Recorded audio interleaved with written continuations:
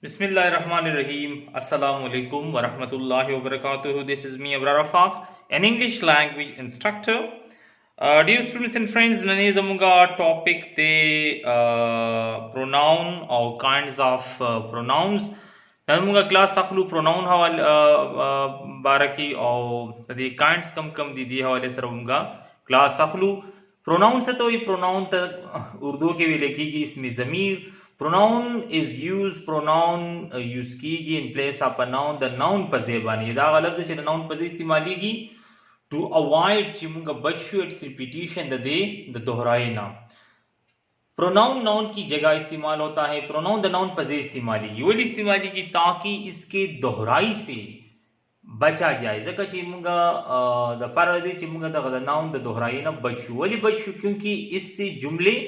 बदमजा और नामुनासिब हो जाते हैं जका چې कलम बार बार यो पैराग्राफ की द नाउन द यो नाउन बार बार तकरार को द गनुम बार बार सर बया जुमले बदी ښکاری एग्जांपल موږ لاندې ورکړه دي مثلا فار ایگزامپل د خپل فرند باره کې تاسو ته خبره کوم چې دا غنوم دی علي ز خبره کوم چې علي از مای فاست فرند علي زما ډیر نږدې مرګره دی جګری دوست مې دی نو علي دلته ناون دی ځکه چې موږ ویلي چې ناون از د نیم اف ا پرسن place or thing noun نوم دی د یو انسان زګي اساس نوم دی چونکی علي دا انسان نوم دی زګه دا ناون دی علي از مای فاست فرند علي زما خوګ مرګره دی نو مای چې کوم دی دلته ما د خپل نوم په ځای راوستو زما نوم دی افاق نو مای پروناون دی دلته he is my class fellow هغه زما کلاس فیلو دی نو he سوک ز چا خبرو کوم he د چا لپاره استعمال شو د علي د لپاره استعمال شو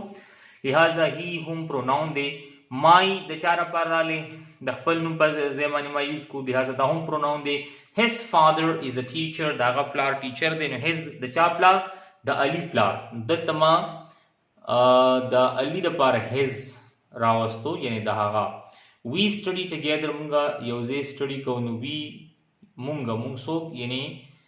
دلته ما we د خپل نوم په ځای او د علي د لپاره راوستو I help him in English زه مدد کوم دا غسر په انګلیش کې نو زه ځان لپاره ما I راوستو علي لپاره مې هم راوستو نو هم پروناون شو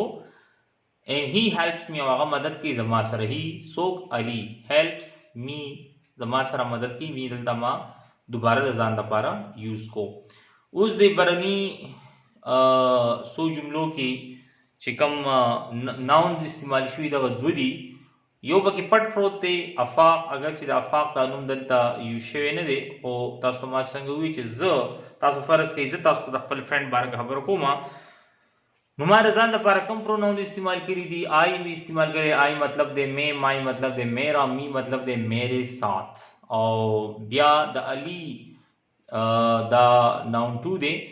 نو د علي لپاره ما کوم پروناون یوز کړل په دې برنو جملو کې هی وہ his उसका हम मतलब उसके साथ और दहागा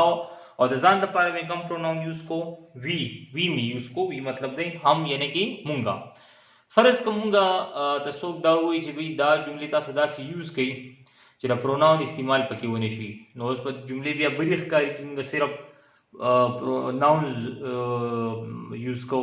یعنی افاق او علي صرف دا دوا ناونز موږ یوز کو مثلا ګورئ تاسو Ali is my fast friend. The पजे पजे सेमा Ali is friend of Afaq. Ali the Afaq friend day. He is my class fellow. पजे पजे सेमा Ali is the class fellow of Afaq. His father is a teacher. Father of Ali is a teacher. We study together. Ali and Afaq study together. I help him in English. Afaq helps Ali in English, and he helps me in mathematics. And Ali helps Afaq in mathematics. تاسو ولې د بار بار د علي او د افاق د نومونو تکرار سره جملې بدې ښکاري او جملې اوږدېږي هم نو لہذا پروناون هغه لفظ دی چې په جمله کې د ناون په ځای استعمالیږي ځکه چې دغه ناون تکرار دی ونی شي او ولې دی ونی شي ځکه دغه بار بار تکرار سره جملې بیا بدې ښکاري لہذا موږ پروناون یوز کوو پروناون د ناون دویم نوم دی لکه زه ځان د لپاره افاق هم استعمالوم خو ځان لپاره زه آی هم یوز کوم جی نو بیا کاینډز اف پروناونز راځو اوس موږ ګورو چې بھئی کاینډز اف پروناونز دي کم پروناون د پروناونز پروناون کم کاینډز دي نو د ټولو به تاسو سبجیکټ پروناون مخې تخکاری سبجیکټ پروناون ستویل کی سبجیکټ پروناون چې دی نو دا په جمله کې د سبجیکټ په تور باندې کې هغه پروناونز دي سبجیکټ پروناونز هغه پروناونز ته وي چې په جمله کې د سبجیکټ په تور استعمالي او دا د جملې په سٹارټ کې راځي او په دې کې کم دي دا لاندې لیست ما ور کړی دی بیا آبجیکټ پروناون هغه پروناونز ته وي چې کم د آبجیکټ په تور استعماليږي پوزیسیو پروناون پوزیسیو څه ته وي پوزیسیو اصل کې د پوزیشن نه وته دی پوزیشن څه ته وي ملکیت ته ویل کیږي چونکه دا پروناونز دا ملکیت ظاهري زم دا زما دی نو this is my pen دا ستاره this is your pen my your دا څه ظاهري ملکیت ظاهري بیا پدې کې دوه اقسام دي په پوزیسیو پروناون کې یو ته پوزیسیو ایجیکټیو وي بل څه وي پوزیسیو پروناون ویل کیږي ٹھیک ده پوزیسیو ایجیکټیو دی دا my چې کوم دا پوزیسیو ایجیکټیو دی دا پوزیسیو پروناون دی پوزیسیو پروناون کې بیا پوزیسیو ایجیکټیو دی دا ولی دا پروناون چې کوم دی دا په جمله کې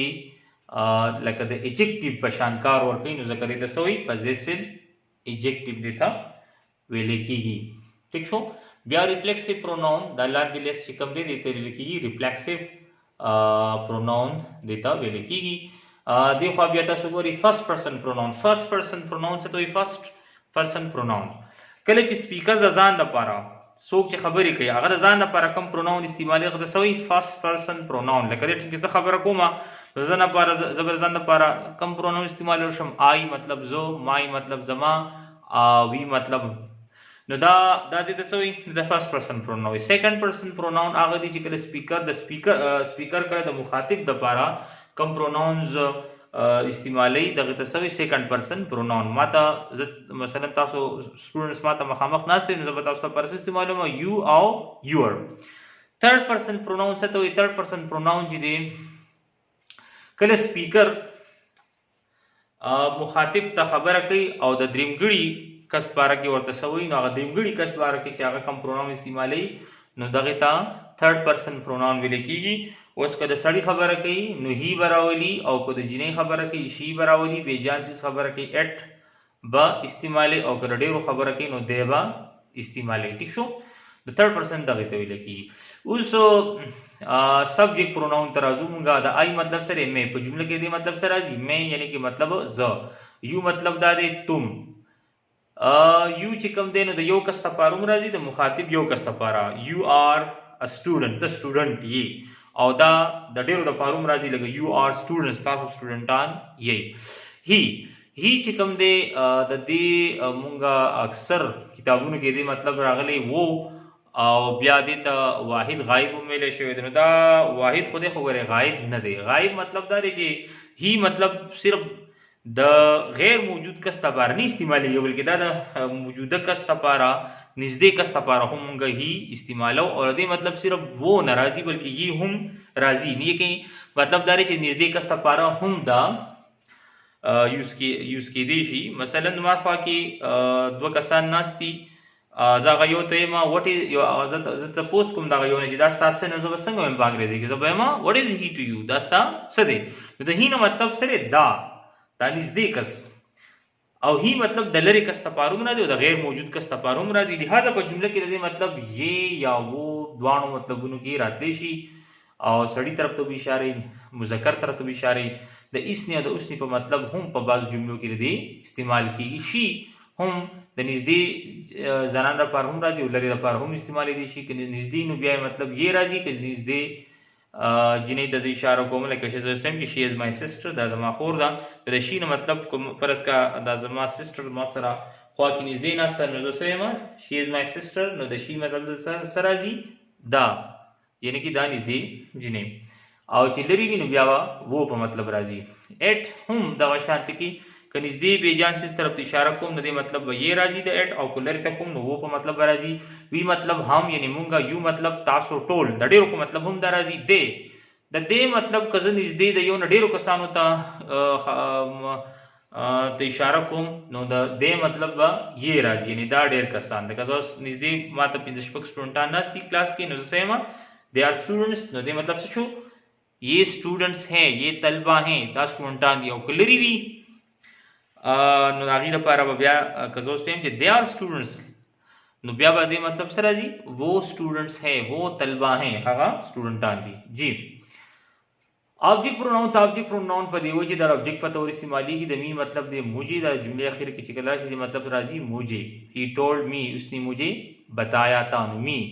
you मतलब तुम्हें तासु था हम इसे या उसे څه مطلب इसे मतलब دتا یا هغه تا که یو کس ماته نږدې ناشته زم چې دته ما ویلو نو I told him مطلب دا د معنی اسی بتایا था ما دته ویلو نو دا د دته په مطلب راځي او کنه لری فرض کا ناشته نو بیا هم مطلب उसे मतलब هغه تا हर हूं मतलब दी जिने ता या हगी जिने ता एट मतलब इसी या उसे अस मतलब हम ही निमुंग ता यू मतलब तुम्हें दे मतलब दारी च द्वी ता या हगी ता यानी दीन इस डेडे कसानो ता या हगा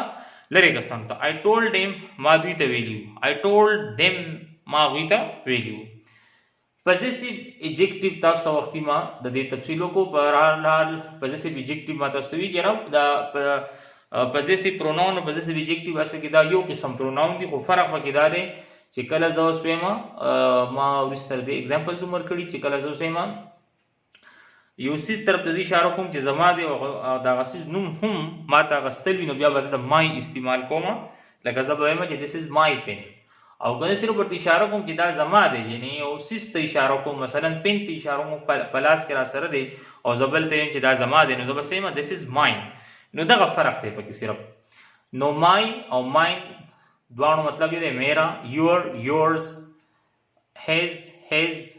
her هر مطلب اسکا یا اسکا که نزدې جنې ته زه اشاره کوم نو her او که لرې ته کوم نو مطلب سره بیا مطلب اسکا په مطلب راځي this is her scarf دا دې جنې scarf دی this is her scarf او دې یو مطلب دا هم راځي دا هم جنې scarf دی اټس اسکا یا اسکا دلته بل نه استعمالي کی په ځای پروناون نه دی نه یوز کیږي اور हमारा ours हमारा your तुम्हारा yours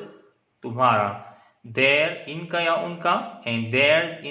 इनका या उन सबका دا मطلب باندې راځي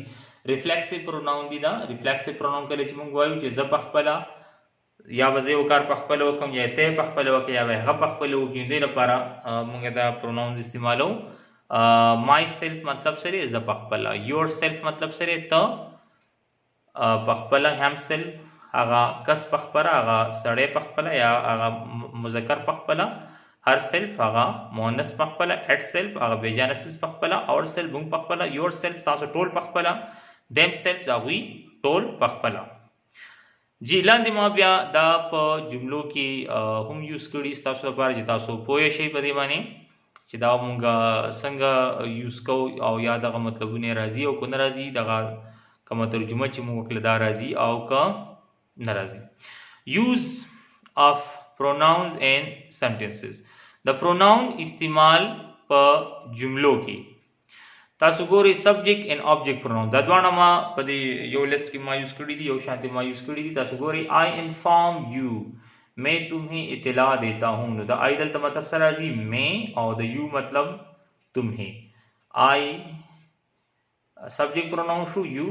object pronoun shoe we inform her हम उसे इत्तला देते हैं they inform me वो मुझे इत्तला देते हैं he informs her वो उसे इत्तला देता है गलती की द सिंगुलर है पजे प्लूरल है इस्तेमाल शे दे शी इन्फॉर्म्स देम वो उन्हें इत्तला देती हैं ही टोल्ड अस उसने हमें बताया था नो दल तमा संग तासु ही कला कला दे मतलब द उस इसने या द उसने पे मतलब हूं पर जुमला की द इस्तेमाली की लका संग जलता you show دا کم چې پر ریډ کلر باندې ما کم پروناون لیکلي دي د سبجیکټ پروناون وایي ځکه چې دا سبجیکټ په تور راغلي دي او دا بلو سورت اف کلر شه دی په دې کې چې ما کم پروناون لیکلي دي دا سری دا دته ویل کی آبجیکټ پروناون ځکه چې دا آبجیکټ په تور استعمال شوی دي بیا راځو موږ پوزیسیو پروناونز ته تاسو ته څنګه وی چې پوزیسیو اصل کې د پوزیشن نه وته پوزیشن ملکیت ته وي چې دا پروناون ملکیت ظاهر ځکه دیتا پوزیسیو پروناون ویل کیږي this is my pen ये मेरा कलम है کله چې پن زه کله غواړم چې دا غسیز نوم یاد کما نو بیا به ما استعمالو ما او کنه صرف اشاره یو سیسته کوم چې دا زما دی مثلا زه لپټاپ ته اشاره کوم یو کس ته چې دا د چا دی زم دا زما دی زه به سم this is mine ये मेरा है this is your pen ये तुम्हारा कलम है this is yours ये तुम्हारा है this is their pen ये उनका कलम है this is theirs ये उनका है जी नो दादी इस्तेमाल बता सुधा से कोई रिफ्लेक्सिव प्रोनाउन लादी तासु गोरे I will do it my self मैं इसे खुद करूंगा नो माई सेल्फ मतलब से जपख पला she will wash the clothes herself वो कपड़े खुद धोएंगी आगा पखपला कपड़े विंजी नो हर सेल्फ आगा पखपला you wrote the letter yourself तुमने खुद खत लिखा था ता पखपला दा खत लिखलन योरसेल्फ तुम खुद ही बिल्ट द हाउस हिमसेल्फ उसने खुद घर तामीर किया था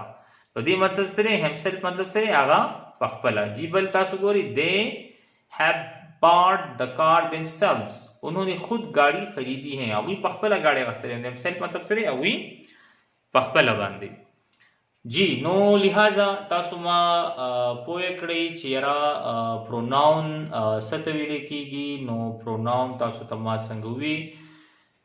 ची प्रोनाउन यो आगा लफ्ज दे ची कम पे जुमला की द नाउन पे ज़े बांधे इस्तेमालीगी او لکه څنګه چې مثلا زه اوس وایم چې یو کس ته دا غنوم علي دی او زه هغه د پاره زه اوس وایم چې هی از مای فرند دا زما دوست دی نو د علي خپل نوم خو دغه زما د مرګري خپل نوم علي دی خو ما د لپاره کوم پروناون استعمال کو هی نو دا هی چې کوم دی دا پروناون دی لہذا پروناون په جمله کې د ناون په ځای استعمالېږي چې دغه ناون دوهرایي ونی شي ولې ونی شي بیا د سره جملې به د ښکاري او بیا د اقسام تاسو ته ماوي دا لاندې کایند دي سبجیکټ پروناون object pronoun possessive pronoun reflexive pronoun first person second person او third person pronoun دا ټول تاسو ته ما وی زما امید ان شاء الله تاسو په دې باندې پوه شئ دا نن زموږ ټاپک د pronoun حواله سره ان شاء الله یو ځل بیا تاسو خدمت کې د نوی ټاپک سره حاضرېږم د خپل ځان ډیر خیال ساتئ نن ټاپک تاسو ضرور شیر کړئ ډیر مننه